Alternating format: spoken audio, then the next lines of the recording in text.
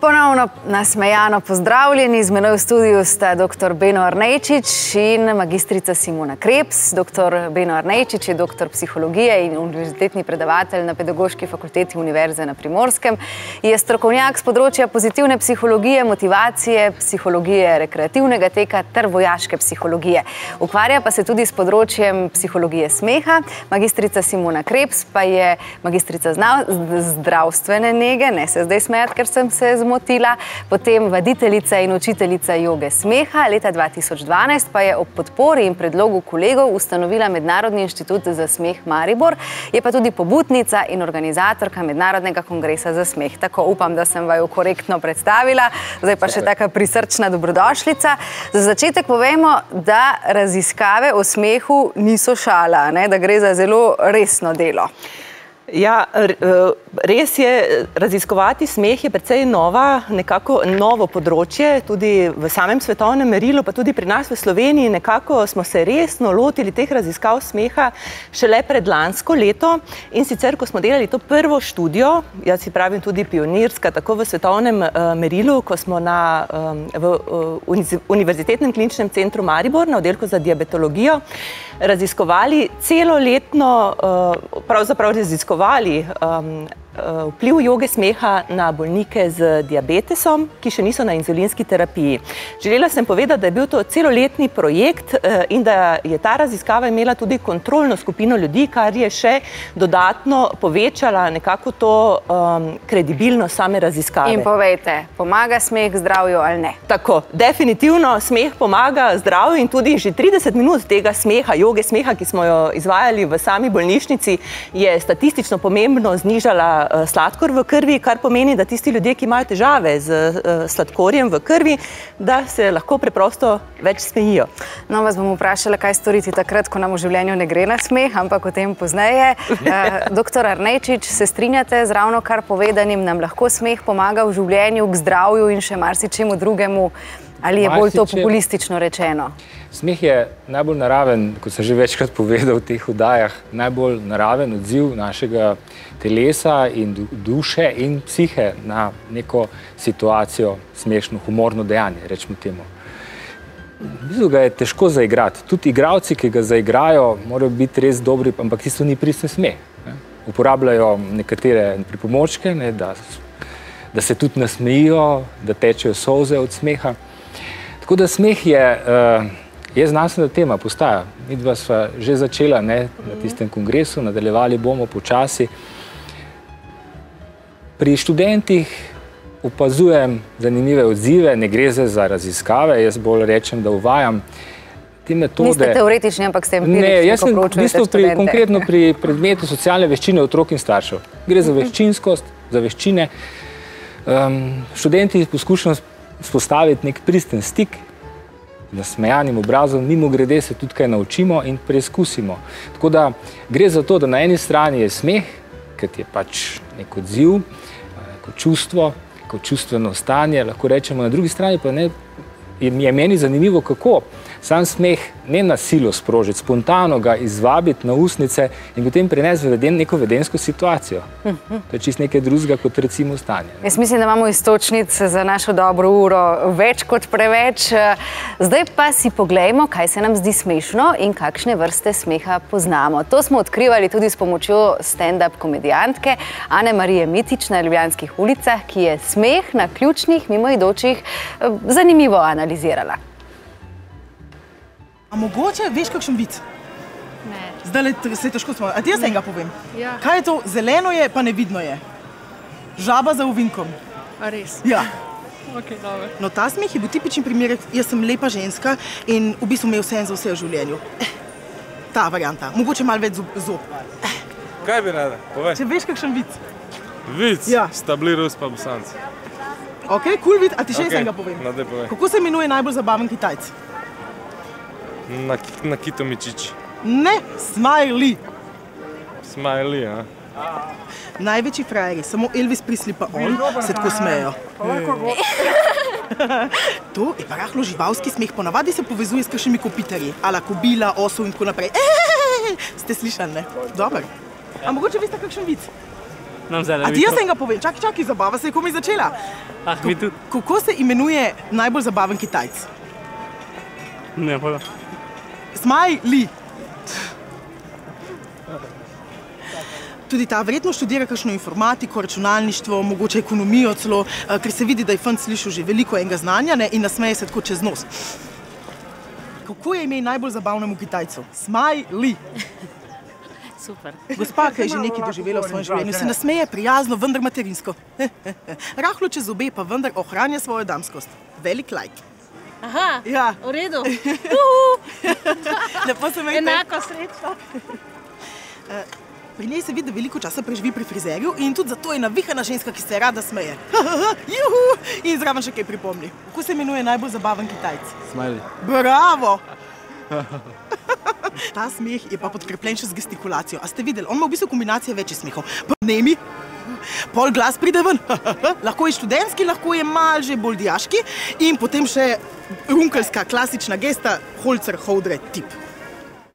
Ja, najlepša hvala, Ana Mariji Mitić. Kakšne vrste smeha obstajajo po vajini klasifikaciji? Ja, če se ozrem tukaj na naše tekmovanje v smehu, ki smo ga imeli zdaj nedavno, imamo več vrst smeha, od prašičjega smeha, smeha samemu sebi, vražjega smeha. Gre za to, da... Dajva se ustaviti pri tem prašičjemu smehu, no, za začetek. Ta prašičji smeh je nekako tako, da oponašamo v bistvu prašička in se potem zaradi tega začnemo smejati. Potem ste rekli vražji smeh? Vražji smeh, zdaj je sploh pred nami noč čarovnic, ne, in tukaj se lahko uporablja ta vražji smeh, kjer ga igramo kot te čarovnice. Gre pa v bistvu tukaj pri teh tehnikah smeha v bistvu za nekaj, kar v nas sproža igrivost.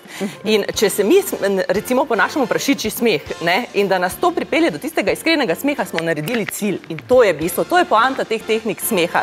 Če pa pogledamo Inuite, primer, to je ljudstvo daleč na severu, uporabljajo pa tudi za stimulacijo smeha tudi mimiko, ne, mimiko. In na primer, če pred ogledalom govorimo džiberiš ali žlobodravščina, ki jo tudi vključujemo v samo jogo smeha, zdaj je to približno takole. Aj še namala šel kot to, rešila pa taka. Zakaj? Ker karkoli naredimo z našim telesom, vpliva na naše misli. To je že motion create emotion. To je že James Williams leta 1886 zagovarjal. In naše misli vplivajo na naše telo. Tukaj vedno rada povem, na kak način, ne, če imamo seksualne misli, kaj se zgodi z našim telesom. Ne biti preveč slikoviti, ker nas tudi otroci gledajo. Ja, za razmislek, ne? Poznamo spontan smeh, ki pride iskreno iz nas, a ne vemo pa, da življenje vselej ni samo takšno, ko nam gre na smeh. Kako si pomagati takrat, a ne? Meni se zdi, da lahko lažen pozitivizem zelo izčrpa. Zelo izčrpa, ne. Spet bi začel pri tistem, ne. Eno je vedenje, drugo je pa seveda čustvo. Zdaj, kaj narediti s tem našim čustvom? Seveda ga ne moremo zatreti, tako kot se neko bolečine. Mi moramo v to čustvo vstopiti in pravočasno izstopiti. Bodisi, če je to jok, gotovo je jok z nekim razlogom. Pustimo, da se izjočemo in potem bo prišel na smeh. Ker ti vemo, da nevropsihološko ali pa, recimo, to je zdaj zelo aktualna tema, ne, so možgani zelo prepleteni in v bistvu zelo težko rečemo, oziroma ni centra, ne, ki bi bil lag za smeh.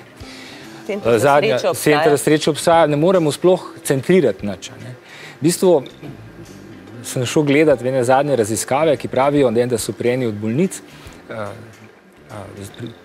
ki je imela božjasta, odkrili čisto slučajno eno področje, kjer se je začela nevzdrževano smejati. Ampak ne samo to, v bistvu posledica tega smejanja je bilo tudi vedenje. Izražala neko veselje, kar je seveda zelo zanimivo za znanstvenike, ampak spet zaključek je bil, to tudi piše Damasio v svoji knjigi Možgani med veseljem in žalostjo, da ne moremo enostavno locirati centra in da je cela zadeva zelo zapletena med vsemi tremi deli možganov in da v bistvu sta jok in smeh kot čustvi zelo blizu. Sta si na nek način brat in sestra. In oboje je potrebno, tako bi rekel, prisluhniti, ne zadržati, ne zadrževati smeha, ne zadrževati joka. Ampak potem pa to čustvovati. prenesti. Ja, čustvovati in to potem prenesti v vedenje, ne? Ker en drugo je pa potem vedenje. Vi ste mi pred oddajo zaupali, a ne, da vam je umrla sestra, potem čez 14 dni pa ste imeli tečaj joge smeha, o katerem bomo več povedali še pozneje. Ja, moja sestra je bolehala za rakom in ena izmed terapij, ki smo jo tudi izvajali občasno, je bilo tudi, da sva delali jogo smeha 1 na 1. To pomeni, da kljub tej težki situaciji je tisto, kar je njo vodilo, je bil ta humor. Ni želela poslušati negativnih stvari, ampak ravno te stvari, en del je bila ta joga smeha, ki sva jo delali, en del je tudi te pozitivne misli. In sigurno, smrt prizadene človeka in kot je Beno rekel, to ne pomeni, da jaz nisem jokala, definitivno. Gre za to, da sem izrazila svoja čustva, da sem jokala, me je prizadelo. Ampak, ko se začneš ukvarjati z smehom, kaj to pomeni? Da vzameš smeh kot eno redno orodje, je ta čas krajši, kar pomeni, da ne žalujem recimo na ta način, da sem v tej žalosti dneve, tedne, ne vem, leta primer, ker to tudi lahko negativno vpliva na moj imunski sistem. Ampak da je ta čas krajši. In tukaj, ravno čez 14 dni po sestrini smrti, sem imela na enem sejmu predavanje smejalna terapija kot terapija in pomoč pri žalovanju. Moram reči, da je bila zelo dobro sprejeta in tudi ta znanstveni vidik smeha kot terapevtskega sredstva k temu je bil zelo dobro sprejet. In kolegica na Japonskem, morda še to, mi še nismo tako daleč, definitivno ne, je naredila pred pokopom jogo smeha. Zaradi tega, ker se je gospod, ki je umrl, ukvarjal z jogo smeha in to mu je bila tudi želja, da se na ta način poslovi. Pa niste v sebi čutili, da ste morda žalosti odvzeli prostor s tem, ko ste se smejali? Ne, veste kaj, definitivno je ena stvar, ko ti vzameš smeh, ne, naše telo ne loči, kdaj se ti smeješ iz srca, ali takrat, ko gre za vadbo smeha. In to je tudi naš cilj pri jogi smeha. Zakaj? Zaradi tega, ker kadarkoli se začnemo smejati, delamo vajo že ha, ha, ha, ho, ho, ho, recimo, se začne aktivirati trebušna prepona. In trebušna prepona vpliva na pomirujočo vejo našega živčnega sistema. Začne se izločati ves koktajl naših hormonov, endorfinov, hormonov sreče, ki potem začne se dvigati odpornost, imunski sistem in skratka na ta način naredimo maksimum za svoje zdravje. Ampak to še zdaj ne pomeni, da jaz občasno ne jočem in tudi seveda, ko začutim in tudi na teh terapijah, recimo smehom, jogi smeha, pridejo ljudje, ne vemo, kaj nosijo s seboj.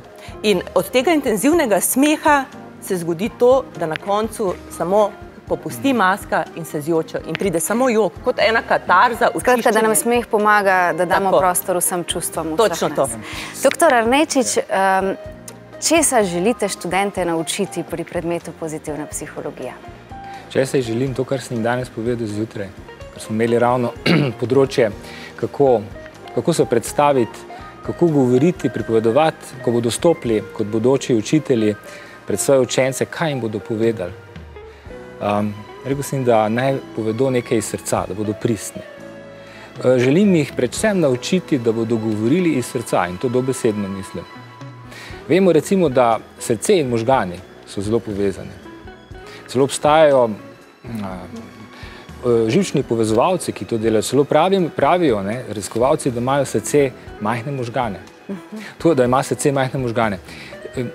Želim jih naučiti, da bodo spontani, da bodo znali človeku pogledati v oči, da njihov nasmeh ne bo umeten, da njihove geste ne bodo podobne tistim, ki jih gledajo na YouTubeu ali pa na televiziji.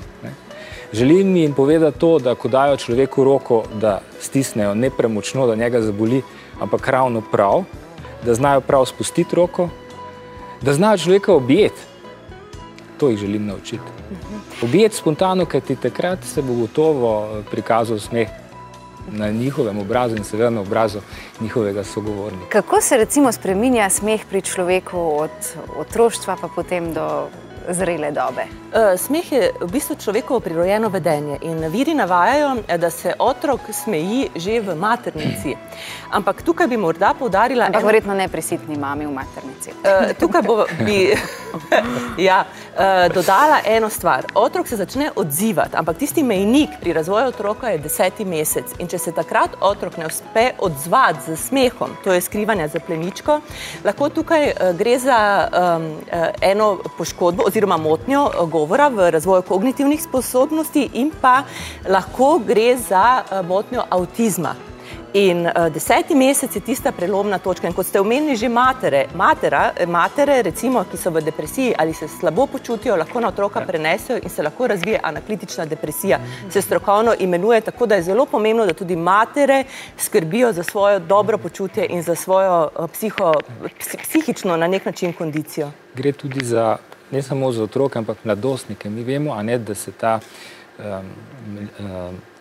proces uvijanja sinaps oziroma nevronov končati po 20. letu. Se pravi, možgani, racionalni možgani so zelo občutljivi, pri vseh mladostnikih, kar vidimo, njihov ego pravzaprav raste, buhti, veliko nesreč se dogaja. Obenem pa potrebujejo nežnost, objem. Za marsikatero agresivnostjo, nasilnim vedenjem mladostnika ali otroka se skriva neverbalna želja po objemu, po nežnosti. In tako, kot si prav povedala, pri otroku je zelo zanimivo, v romunskih bolnišnicah so delali ene preizkuse, že nekaj poznava to, kjer so v bistvu ugotovili, da so otroci, ki so bili zapuščeni, niso imeli nobenega, se jim je zmanjšal tako zvani corpus callosum, to je en del mosta med levo in desno polovico, ki je komunikacijski center, prav fizično se je zmanjšal. Se pravi, gre za to, kar imenujemo strokovno stiska, da te dobesedno stiska, gre za pomanjkanje pozornosti, nežnosti in to potem ostane kot neke vrste v nezavednem delu, ves čas. Seveda se pa da to popraviti, to zdaj ni izgubljeno. Tako, ko si rekla, smeha se naučiti mogoče, ampak jaz bi pa rekel tudi optimizma. Optimizma, ki je vedenska situacija, vedensko stanje, se tudi lahko naučimo. Vaju bomo v nadaljevanju oddaje še poprosila za kakšen nasvet, kako se naučiti smeha, optimizma in nežnosti. Mi pa si zdaj pogledamo, kako so na vprašanja o smehu odgovarjali otroci iz Viškega vrtca v Ljubljani in varovanci Doma za upokojence Tabor, pa tudi mimoidoče na ulicah smo pocukali za rokav. Pri otrocih se najlažje nasmejem. Duhovito, no? Se mi zdi, kar vsem drobnim malenkostim. Ne vem, mogoče njej, ko vidiš kakšen lep prizor, kako se, ne vem, mamica z otročkom ukvarja, kako so, ne vem, starejši med sabo ali pa prijatelji, srednješolci. Martin, kaj se pa tebi zdi smešno? Če tako naredi. Klovn v cirkusu. Pa če kdo ki smešnega reče. Moj star dedek zna vse mogoče videti. Ja, najraje se nasmejem v kakšni dobri žali, če nisem jo poskusil sam zmisliti. Že dolgo nisem iskreno nasmejala, no. Evo. Katerim stvarim? Pa v bistvu takšnim, ki me spravljajo dobro voljo, ki mi polepšajo dan. To so predvsem moji najbližji, ali je to družina, partner. Smejim se 2-krat na dan. Enkrat sem se že toliko smejal, da me je trebuh bolel. Enkrat sem se pa moji sestrci toliko smejali v Kranjski Gori, ker smo šli smučati, da so se polulali in plačali. A pa vedno, če se smejiš, to pomeni, da si vesel? Ja. Kadar se smejim se, iz srca. Smeha iskrenega, prisrčnega je malo manj. So pa še nasmehi, ki so tudi nekaj vredni. Odrasli se smejijo manj kot otroci. Odrasli ni vsem toliko smešno lahko. Še se ne smejem. Zdaj, ko imam že pravnučke, tam vsekakor. Se mi je v življenju zgodilo, da se par mesecev nisem zasmejal. Tako da me je stresli, šele pa, ko sem me otroci upozoril. Enkrat je ena šala padla pri kosilu, ko smo skupaj sedeli. Pa so rekla obeh hčere, ja, oči prav, sej, a veš, da se ti že 2 meseca niti malo nasmejal. Se mi zdi, da je prav fino tisti nasvet, da se moraš na dan vsaj par minut poranki srca nasmejati. Definitivno pripomore k zdravju. Mislim, da se ni zdravo smeti, pa trebuh boli. Od vsakega posameznika je odvisno. Treba se je potruditi, da pozitivno razmišljaš o vsaki stvari, tudi če je malo težja, jo ne smeš smeh pravzaprav, da bi ga čist izoliral, ga pa ni. Zdaj ga je pa neprimerno več, ne? Ja. Zdaj ga je pa neprimerno več. Zmeri se čemu režimo. Če drugo ne, pa za nič kosilo. Ja, hvala lepa vsem, ki so delili z nami misli o smehu. Katerih napak starši ne bi smeli storiti, zato da ne bi otrokom odvzeli igrivosti in nasmejanosti? Ja, mi dva oba, mislim, da prihajamo iz tiste generacije, kjer smo še veliko časa preživljali na dvorišču. Prideš iz šole in smo se igrali razne igrice. Zdaj jaz tega ne opazim. Otrok skoraj ni na dvorišču. In še druga stvar je, v šolah mora biti otroci zelo dolgo pri miru, na miru, pridni, roke na mizo, recimo, ali pa ne vem, se ne gibajo dovolj. In ravno Albert Ehrenberg, ki je avtor tudi znanstvenega dokumentarnega filma o šolskem sistemu, mi je zaupal, da dejansko naš šolski sistem in šolski sistem celotne Evrope izvira iz Prusije, da so Prusi, ko so izgubili vojno s Francijo, uvedli to strogo disciplino v šolah. In kaj se začne dogajati? In ponavadi tudi, če so učitelji nezanimivi in govorijo dolgočasne stvari, otroci zgubljajo pozornost, se dolgočasijo in iz dolgočasja naj bi začel celo odmirati en del možganov. Ta film sicer pričakujem v zelo kratkem času, mi ga bo gospod Ehrenberg poslal, tako da bom več stvari lahko izvedla takrat, ampak bilo mi je zelo zanimiva stvar. In tudi računalnik, igrice, niso isto, kot če se ti fizično gibaš. In jaz mislim, da je tisti ključni pomen za dobro in boljše življenje otrok in vseh nas igra in igrivost. Vi boste dodali gotovo tudi tek in gibanja, ne glede na to, da proučujete tudi psihologijo teka. Mi smo rečemo temu v obdobju medijev enostavno odzeli otrokom in mladostnikom ta zanimiv spodbojevalec kinestetike. In tudi tukaj bi rekel, da, ampak to je vse bolj pomembno. Vemo, da vse sodobne raziskave potrjujejo to dejstvo, da enostavno gibljivo spodbuja možganske procese. To je, lažje prisluhnemo svojemu občutku, ne gre samo za čustva, gre za to, za Gefühl, kot je rekel Kant, občutek je pomen Gefühl. Kaj imaš, kako čutiš, kako se počutiš v tej situaciji, kaj vidiš, kaj slišiš, kaj vonjaš, a čutiš. To je in učitelj, to bi samo povedal, da v bistvu raziskava je že bila narejena 2008-2007 v Avstriji, ena moja kolegica je delala raziskavo z učitelji in je merila pritisk, mislim, da je merila pritisk pri učencih, ki je bistveno narastel, ko je bila ta učiteljica nervozna, je začela ukazovati disciplino, da je ta pritisk narastel. So delali več poskusov že pred leti. Če zdaj zelo zbanaliziram, ampak samo v službi tega, da preverim, če sem vas prav razumela. Če se bomo torej več gibali, bomo posledično bolj zadovoljni, pa tudi naši možgani bodo bolje delovali. Seveda. Definitivno, ker bomo tudi globje dihali. Pa ne pretiravali v gibanju, to bi še dodal. Če pa pretiravaš, pa isto sprožiš proces nastajanja kortizola. Je res to, kar radi populistično rečemo, da je v teku hormon sreče? Ja, seveda je. V teku je, ne samo v teku, v vsakem gibanju, ki je zmerno.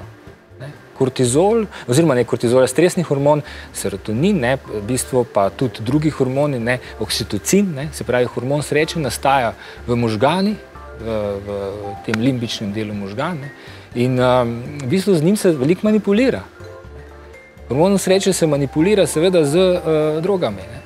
Droge delujejo in to je odvisnost. V bistvu, če pa ti se giblješ na nek način, bom rekel, da si odvisen, ampak na nek način daješ ta motivacijski sistem naravno spodbujaš. Motivacijski sistem je zelo zanimiv, deluje dokaj naravno, dokaj ga ne zmanipuliraš. Z nikotinom, kokainom in alkoholom. To so trije zelo molekularno podobni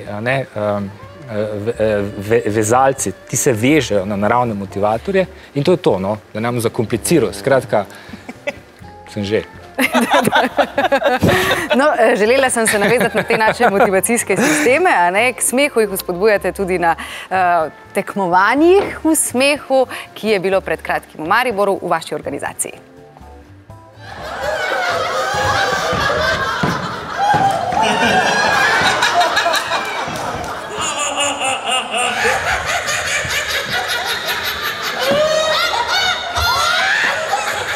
Takole brez razloga se smejijo, lahko bi rekli krohotajo, kandidati tekmovanja v smehu. Albert Nerenberg je pred 3 leti v Kanadi prvič pripravil tovrstno tekmovanje. The original idea behind Laughing Championships came from the UFC, the Ultimate Fighting Championship. I went to a fight where I saw two fighters staring at each other. They always stare at each other before they fight, I'm going to kill you. And then they started laughing. I was like, what are they doing? And I knew from the science of laughter that the trigger for laughter is being too close and looking into somebody's eyes. Kot pravi Nerenberg, smo v času smeha, v tem trenutku ne razmišljamo o preteklosti in ne prihodnosti. V našem telesu poteče mnogo zavednih in nezavednih reakcij. Strnjeno nam to dogajanje v telesu pojasni nevrobiologinja dr. Maja Bresjanec. Zato, da lahko večkrat zapored eksplozivno izdihnemo, kar smeh je, seveda pravzaprav sodeluje ogromen del našega organizma. Predtem je torej nek globok vdih, kar pomeni, da se je zgodilo že vse tisto, kar iz naših možganov narekuje celemu sklopu mišic, ki so udeležene v dihanju, da potegnejo zrak v prsen koš oziroma v pljuča. Potem pa pač temu sledi in kontrakcija abdominalne muskulature, pomožne dihalne, izdihovalne muskulature, sodelujejo mišice znotraj grla, glotis, torej glasilke se zapirajo in odpirajo in v bistvu mi eksplozivno izdihujemo in se to navzven sliši kot pač smeh. Albert Nerenberg želi, da bi tekmovanje v smehu postalo športna disciplina. There's a new idea that being too serious is a medical condition.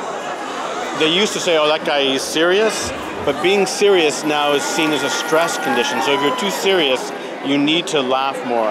And it's the easy solution. What's important about laughter, why laughter is such good therapy, is that it's free. It doesn't cost anything. You can do it anywhere. You don't need a license. Vražji, prašiči smeh, valjajoči smeh, smeh parov in še bi lahko naštevali. To so bile kategorije, ki so izločale tekmovalce do samega vrha, do zmagovalnega para. In pomerila sta se Karmen in Bojan. Smeh se jim je zdel tako smešen, da sta se valjala celo po tleh. Smešno je bilo pravzaprav vse, najbolj pa je to smešno, da nič ni smešno, ker je premalo smeha in sem se samo zato prijavil, ker je premalo smeha in da naj se ta smeh res razvija in naj gre naprej, da bo dobra volja in da bo vse bolj klapalo, bolj štimalo, kot je do zdaj. In ravno ta pozitivnost je bila ključna za zmago.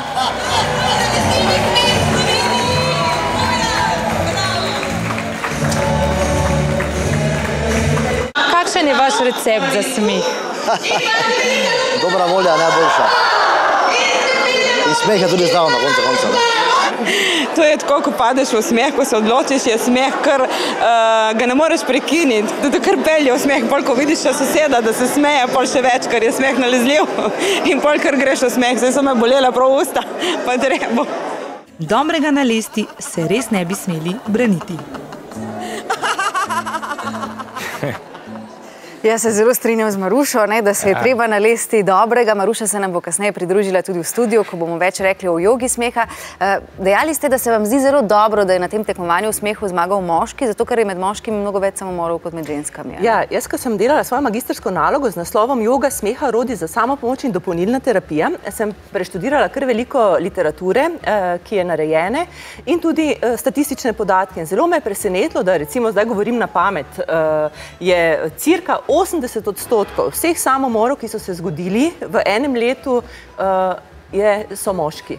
In dejansko sem začela malce razmišljati, če pogledam tudi, koliko ljudi hodi v klube, pa so moškega spola zelo, zelo malo. Prednjačijo ženske, moški, kot da se na tak način igrivi, ali ne zmorejo, ali nočejo sprostiti, ali da jim ni enostavno dovoljeno postati nekdo igriv. Zdaj imam pa eno vprašanje iz lastne izkušnje. Meni pogosto očitajo, da se preveč smejim. Zakaj nam gredo na živce ljudje, ki so pozitivni, ki se smejijo? Na živce, tu je poanta. Grejo, nekomu greš na živce. Dobesedno si mu stopil na živc. Lahko odgovor je lahko v tem, ker gre za kulturne vzorce, gre za neke vzorce, ki so pač v Sloveniji, kot si že povedala, pruskega značaja, pa nič slabega nočemo v Prusih, so tudi kaj dobrega naredili, ampak štolc, ponos, ravno se drž, bodi resen. Nekatere inštitucije kultivirajo pravzaprav resno držo. Poglejmo plakate, bodimo realni. Gremo zdaj po mestu in kaj vidimo, kakšne plakate, kjer je recimo podoba dveh moških, ki sta komika, ampak ona dva se ne smejita. Ona dva takole mala, kaj je podoba pravega moškega? Kaj je podoba? Kaj je recimo arhetip?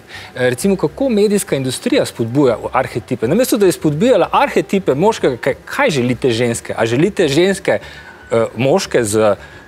Verjetno želite moške, ki vas bodo nasmejali, A je tako? Na drugi strani pa industrija spodbuja moške, ki so mrki, ki imajo mustar, tako malo gledajo, Skratka, več kot nas bo pozitivnih, več se bomo smejali in lažje nam bo. Kako pa življenje spotika in boli, si pa vendarle lahko pomagamo k temu. In včasih se je treba, tako kot je prej gospa rekla v anketi, potruditi biti pozitiven. Optimističen, gre za razmerje med pesimizmom in optimizmom. In kot pravi dr. Seligman, knjigi Naučimo se optimizma in optimističen otrok. Vsak se lahko nauči optimizma, gre pa za pojasnevalni snov, se pravi, ki ima 3 stvari, obsežnost, trajanje pa posebljanje, se pravi, če...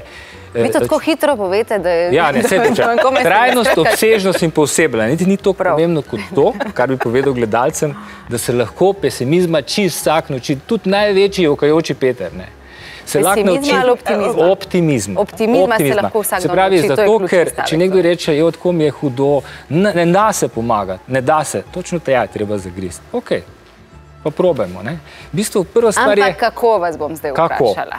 Vsakega človeka lahko spravimo v dobro voljo. Se strinjaš? A ti lahko? Svedno. No, vidiš. Se pravi, obstajajo čist na nivoju občutkov, nivoju vedenja, določeni, kako bi rekel, prijemi, kjer lahko spraviš človeka v smeh, ki še ni pristen in potem ga vodiš. Enostavno ga spraviš v to misel, ki je optimistična, potem pa od te optimistične misli ni, iz tega občutka, ni daleč, da spodbudiš ta pravo čustvo. Zdaj bom malce provokativna, ampak v službi tega, da bi bili bolj slikoviti. Nekdo, ki se s težavo prebija skozi mesec, ker ga skrbi denar, ker ga skrbijo otroci, ker recimo nima dobrega odnosa s partnerjem. Kako naj ta človek potem v sebi vzbudi optimizem in smeh, če smo lahko konkretni? S treningom. Definitivno. Tukaj gre za eno naravnanost. Zakaj? Če ti vzameš smeh kot trening, kot vadbo, kot nekaj, da greš ti recimo teč, pa da vzameš naprimer naravnanost, zdaj se pa zjutraj vstanem in bom naredil nekaj vaj za smeh, tudi te vaje obstajajo in če jih bo ponavljal človek vsaj 21 dni, bodo se v možganih razvile nove nevronske povezave, definitivno je drugi odziv. Sama sem živi primer marsičesa, kar ste od tega našteli. Pa je morda videti to? Vsak misli morda, kaj te ona ima milijone, ima vse, živi, boh ve kako. Pa ni res, to vam iz prve roke povem, ampak gre za to, da se naučiš te naravnanosti do življenja in je veliko lažje potem hoditi tudi skozi življenje. In to, kaj sem želela prej za Benotom pokazati, če želite, lahko prezentiramo to za gledalce. Kar prezentiraj samo, da me ne boš... Samo da ne boste potem honorarja zahtevali. Ena preprosta stvar je, kaj lahko ljudje naredijo. Lahko si dajo samo roko in nič ne povedo, ampak je magična stvar pogled v oči. In če že samo naredijo to.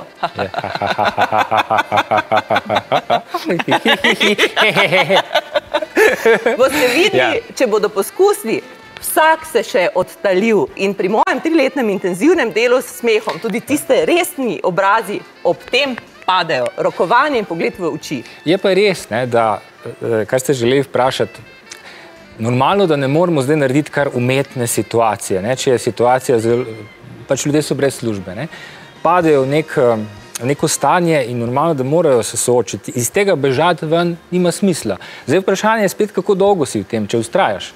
Kako si pomagati?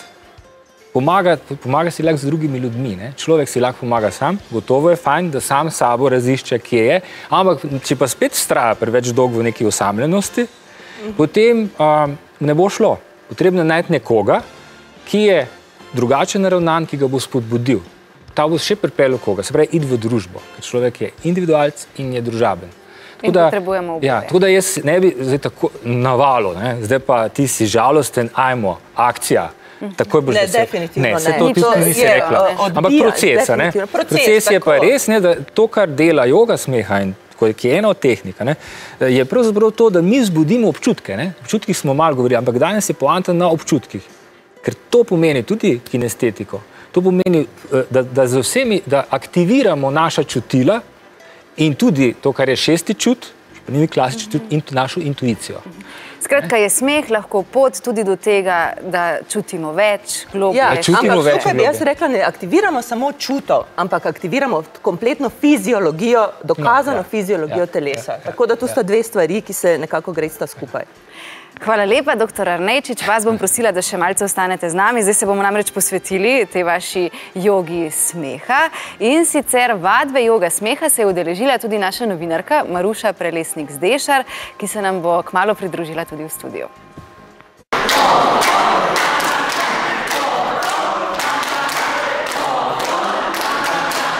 Ena minuta joge smeha je pravzaprav enakovredna 10 minutama aerobne vadbe in prinaša takojšnje pa dolgotrajne učinke, pozitivne, že recimo, če 10 do 15 minut dnevno se smejimo. In tudi, če se pol ure na dan smejimo, smo naslednjih 12 ur zaščiteni pred virozami. Namreč izboljša se imunski sistem, poveča se število hormonov sreče, zniža raven stresnih hormonov, izboljša se cirkulacija, krvni tlak in sladkor se v bistvu uravnovesita in dejansko so učinki pozitivni tako na fizičnem, psihičnem in čustvenem stanju. Pred vadbo mi tako vaditeljica joge Patricija izmeri krvni tlak in koncentracijo sladkorja v krvi. Moj krvni tlak je 117/84, to je v mejah normale. Srčni utrip je nekoliko visok, 90. Sladkor krvi pa je znašal 5,7 mikromola na liter. Me prav zanima, ali bodo rezultati po vadbi drugačni. Smo? Drin, drin!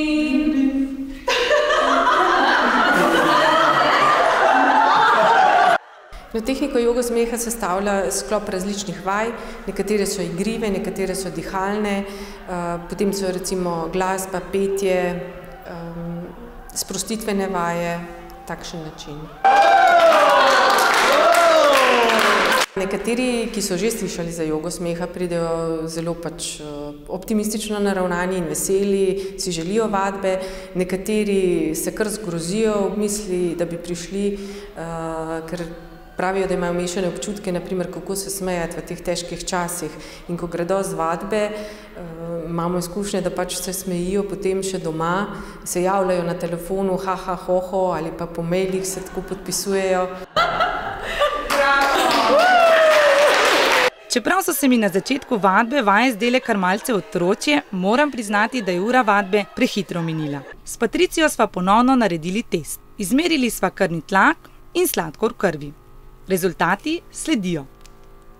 In zdaj v studiu pozdravljam Marušo Prelesnik-Zdešar. Mislim, da je eno najbolj nasmejanih kolegic na naši televiziji. Maruša, si tudi zelo inteligentna, kritična intelektualka in zato nate računam, da čisto iskreno in zares poveš, s kakšnimi občutki si se odpravila na vadbo joge smeha in kaj si potem tam doživela in če resnično verjameš, da nam lahko pomaga v življenju.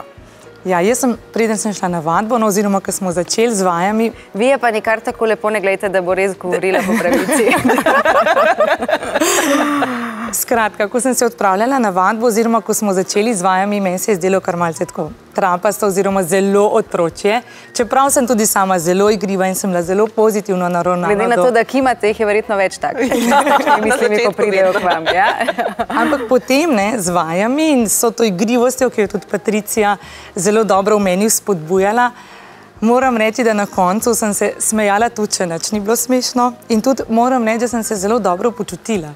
Ne samo, da sem se prepričala, da smo se ha, he, ho, kar je bilo malce hecno, ampak da sem našla v sebi enega tistega otroka, ki sem ga pozabila in to je potem vplivalo na to, da sem se počutila pravzaprav tako, kot da bi bila naprimer na neki aerobni vadbi, da sem šla naprimer teč ali pa da sem delala doma sklece, da sem delala nekaj fizičnega zase, ne samo psihičnega. In to je verjetno tudi najpogosteje pri jogi smeha, kot sem tudi potem ugotovila od vseh ostalih vedečih. Ja, dejansko tukaj pri tej vadbi, kjer si se ti udeležila, je bila zelo velika aerobna aktivnost. To pomeni, da ste se gibali. Medtem ko recimo druge, kaj sem v domu starejših, imamo vadbo, da ljudje sedijo, zato ker so pač ne morejo premikati vsi enako in tam gre do manjše fizične aktivnosti, ampak je prav tako fizična aktivnost zato, ker se, ko se ti smejiš raznim stvarem in tukaj vključujemo razne vaje, dejansko napne celo telo. Gre kot za en notranji jogging in ljudje se prepotijo, vroče ti je in enostavno si res, kot da si na eni aerobni vadbi. Kje ste vi prišli v stik s to jogo smeha in zanima me, če se je tudi vam na začetku to zdelo kaj trapasto? Moram reči, da na začetku se je meni zdelo zelo čudno vse skupaj, ampak samo zato, ker mi je bilo zelo napačno predstavljeno vse skupaj, brez argumentov, brez enega strokovnega znanja in vsega. In ko sem šla potem k dr. Katari, sem videla, ko sem se izobrazila v Švici za učiteljico joge smeha, sem dobila popolnoma drugačen pogled, en pomemben človek za strokovni pristop v Sloveniji in nasplošno v svetu, kajti mi smo kar nekako zastavili stvari zelo resno, je pa moj sošolec in moj dober prijatelj, predavatelj Igor Karnjuš iz fakultete, iz Visoke zdravstvene šole v Kopru, kjer je rekel, čisto tako zdaj pokazala. Ko sem jaz njemu prvič povedala, glej, kaj je joga smeha in sva hodila tako lepo od Kopra proti Izoli, je pogledal v mene in je rekel, Simo, Teb se je odpeljali. To ne bo okej. Simo, tako me je pogledal. In takrat mi je rekel, glej, če boš zastavila stvari iz znanstvenega vidika, bojo stvari drugače. In upoštevala sem njegov nasvet in zelo sem mu hvaležna. To je bil tisti prvi korak, kjer sem se jaz začela lotevati celotnega sistema in vsega iz tega znanstvenega vidika z branjem celotne literature na področju humorja, ki je bila narejena v tujini in z znanstvenim pristopom tudi joge smeha in k raziskavam. Tako da se res zahvaljujem takšnemu prijatelju in res za to spodbudo. Maruša, ti imaš v rokah en pomemben listek, a ne? Ja, Simona, izročam vam moje meritve. Ja. Zdaj pa prosim za analizo. Ja, to je zdaj kar eno takšno delo. Glede na to, da ste si zastavili meritve kot takšne pred in po vadbi. Tukaj bi ocenila za, čeprav razumem, to krvni tlak bil nekoliko nižji pred začetkom, potem pa nekoliko višji, čeprav razumem.